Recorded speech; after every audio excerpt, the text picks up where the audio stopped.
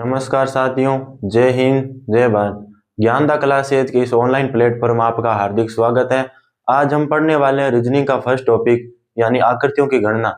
जिस साथी ने पहली कक्षा नहीं देखी है वो पहली क्लास को जरूर देखें, क्योंकि जब पहली क्लास को आप नहीं देखोगे कि कौन कौन से हम रीजनिंग के टॉपिक पढ़ने वाले हैं तो ये कक्षा आपको बिल्कुल समझ आने वाली नहीं है कि आपने सर ये पहली कक्षा आकृतियों की गणना क्यों ली है।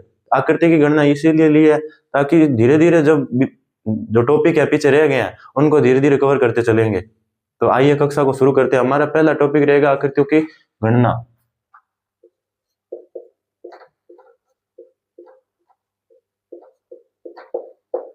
आकृतियों की गणना।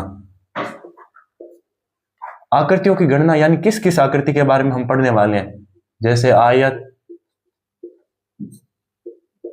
वर्ग, त्रिभुज। यह हमारी इस टॉपिक के अंदर आकृतियों की गणनाओं में रहेगी, यानी इन आकृतियों की हम गणना करने वाले हैं, जिसमें से पहला टॉपिक हम लेंगे वर्ग। वर्ग किसे कहते हैं? वर्ग किसे कहते हैं? एक ऐसी आकृति जिसमें चारों भुजाएं बराबर होती हैं। चारों भुजाएं क्या होती हैं? बराबर। जैसे ये आकृति है, इस आकृति में आपको कितने वर्ग नजर आ रहे हैं? तो आप कहोगे एक वर्ग नजर आ रहा है। हमारी दूसरी आकृति है, या दूसरा क्वेश्चन मान सकते हैं, ये फर्स्ट क्वेश्चन। Question number 3। धीरे धीरे मैं आकृति बना रहा हूं तब तक आप कमेंट में उत्तर देते रहिए। जिन जिन को उत्तर पता चल गए वो उत्तर देते रहे।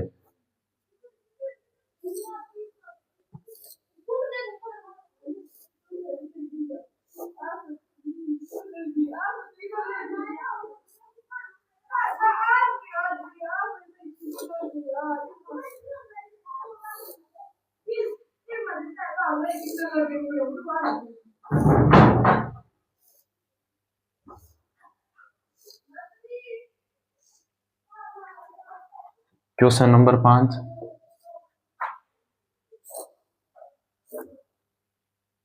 हाँ, फटाफट से लाइन में लग जाइए उत्तर देने के लिए।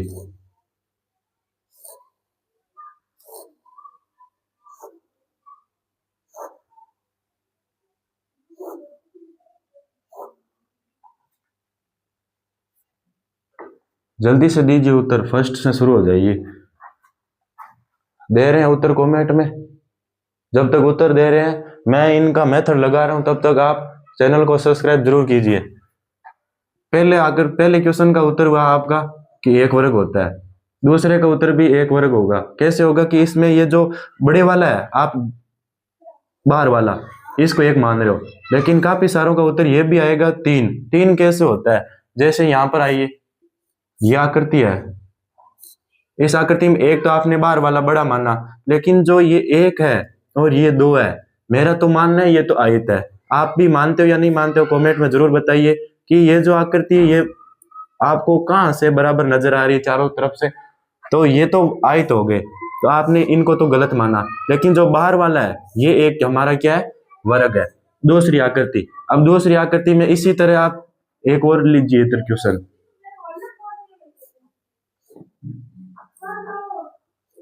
Question number 6।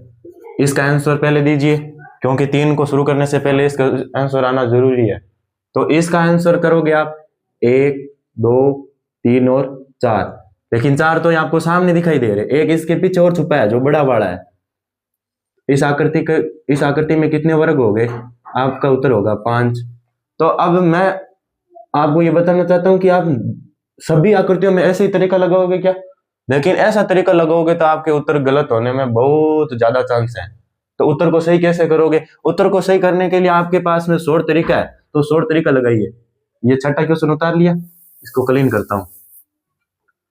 तो शॉर्ट तरीका कैसे लगाना है? जैसे ये नीचे है, नीचे आकृतियों को 1, 2 लगा दीजिए, इनका क्रम है 1, 2, 3 और 4। अब इधर भी क्रम लगा दीजिए 2, 3। अब इनको कैसे करना है? जैसे ये नीचे वाली लाइन है, इसमें सबसे बड़ा कौन है? 4, और इधर इस लाइन में सबसे बड़ा कौन है? 3।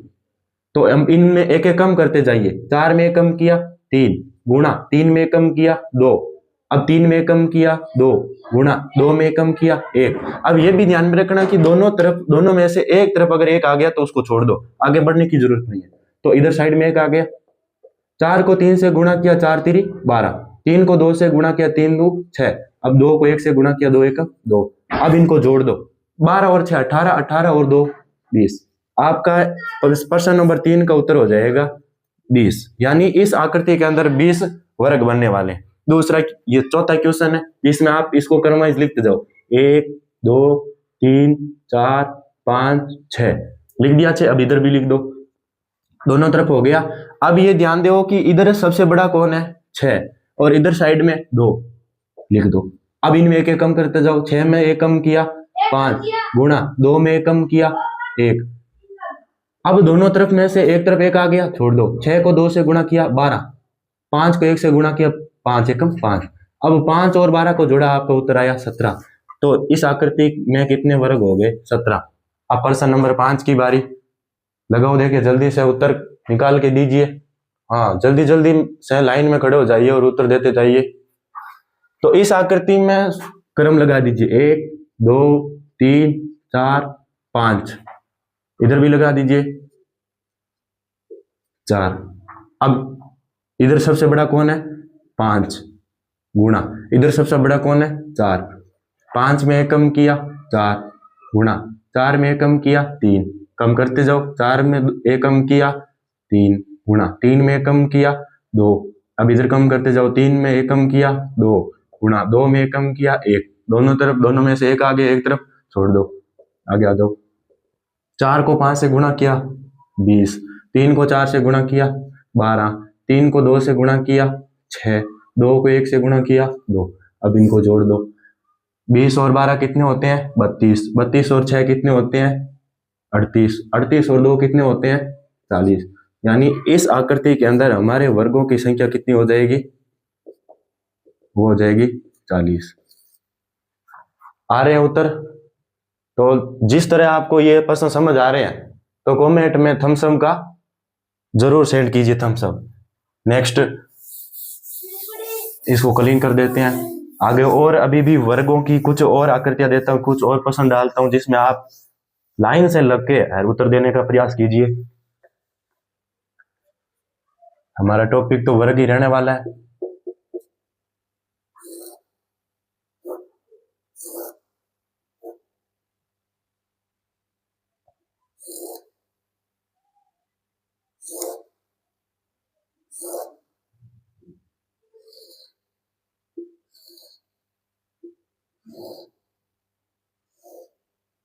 थोड़ी बहुत लाइनें अगर अष्टवक्र जी की जैसे है तो कोई दिक्कत नहीं है, आप बस उत्तर में ध्यान दीजिए। हाँ जल्दी से बताइए प्रश्न नंबर इस पहला।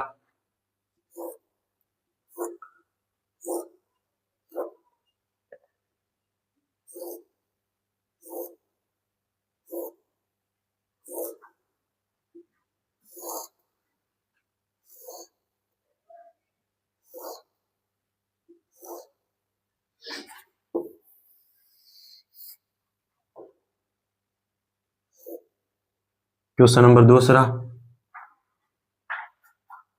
इधर तीसरा लिख लो।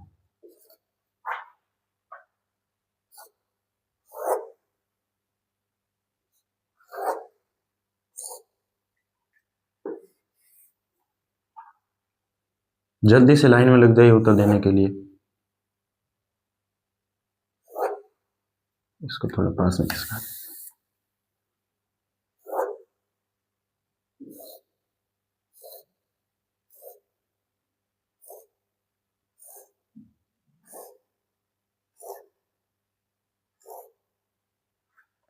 जल्दी से दीजिए उत्तर। हाँ क्रमवाइज एक से, पहले एक क्वेश्चन 1 नंबर का उत्तर दीजिए, फिर 2 का, फिर 3 का। आ रहा है उत्तर? ठीक है, अब करते हैं शुरुआत। यहां से क्रम लिख दीजिए 1 2 3 4 5 6 और 7। इधर लिख दीजिए 2 3 4। अब नीचे वाली लाइन में देखो सबसे बड़ा कौन है 7, इस लाइन में सबसे बड़ा कौन है 4, 7 और 4 लिखा, 7 और 4 को गुणा किया 28।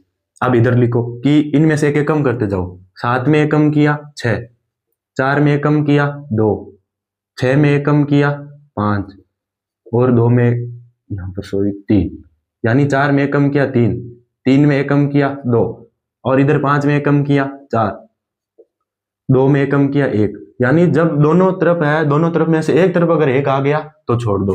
अब इधर आ जाओ, इनको गुणा करो। 6 को 3 से गुणा किया 18, 5 को 2 से गुणा किया 10, 4 को 1 से गुणा किया 1। 28 और 18 कितने होते हैं? 46, 46 और 10 56, 56 और 1 57। यानी इस आकृति के अंदर या इस फर्स्ट क्वेश्चन के अंदर हमारे जो वर्ग है वो 57 होने वाले हैं। अब इधर आ जाओ, 1 2 3 4 5, हाँ जिस जिसके 57 आए हैं फर्स्ट क्वेश्चन में हम सब जरूर सेंड कीजिए। इधर आ जाइए, लगाओ। इधर सबसे बड़ा 5, इधर भी सबसे बड़ा 5, 5 को 5 से गुणा किया 25। इधर आ जाओ, इसमें से एक कम करते जाओ। 4, 5 में एक कम किया 4, 5 में एक कम किया 4, 3 3 2 2 1 एकम 1। हाँ जाओ, 4 को 4 से गुणा किया 16, 3 को 3 से गुणा किया 9, 2 को 2 से गुणा किया 4 और 1 को 1 से गुणा किया 1। अब इनको जोड़ दो आपस में, तो 25 और 16 कितने होते हैं? 41। 41 और 9 कितने होते हैं? 50 और 4 54 और 1 55। यानी इस आकृति के अंदर या क्वेश्चन नंबर 2 के अंदर हमारे जो वर्ग होने वाले वो 55 होने वाले। हाँ, जिसके 55 आए दूसरे क्वेश्चन में जरूर थम्स अप सेंड कीजिए। आइए नेक्स्ट क्वेश्चन में, 3 नंबर क्वेश्चन में 1 2 3। यानी इस तरह आप शॉर्ट तरीका लगा सकते हो, उनमें शॉर्ट तरीका जरूर लगाओ। जहां शॉर्ट तरीका काम नहीं आ रहा है वहां अपना मेथड लगाओ।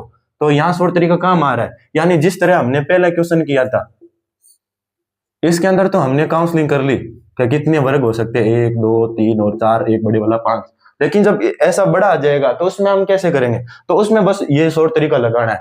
जिस तरह नीचे हमने क्या कर दिया, इनको क्रम वाइज अंक दे दिए, फिर इधर खड़े में क्रम वाइज अंक दे दिए, फिर इनको क्या कर दो, नीचे वाले में सबसे बड़ा है 7 तो 7 लिख दिया, इधर सबसे बड़ा 4 है 4 लिख दिया, फिर 7 को और 4 से गुणा करके, यानी फिर इनको एक एक कम करते हो रहना है, कम करके इधर साइड में भी कम करके इनको गुणा करके आपस में क्या कर दो, जोड़ दो।